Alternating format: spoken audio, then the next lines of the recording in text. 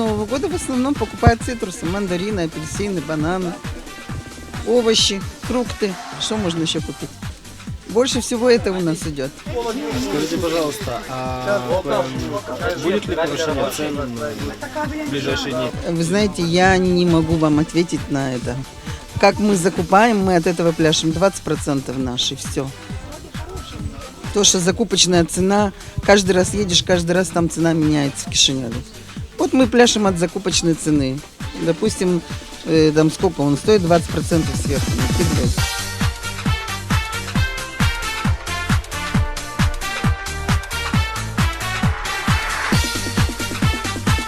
Пока не ощущается сегодня, на этот Новый год. Так себе. Как обычно идет. Цена не поднимется? Нет, цена не поднимется. Так же.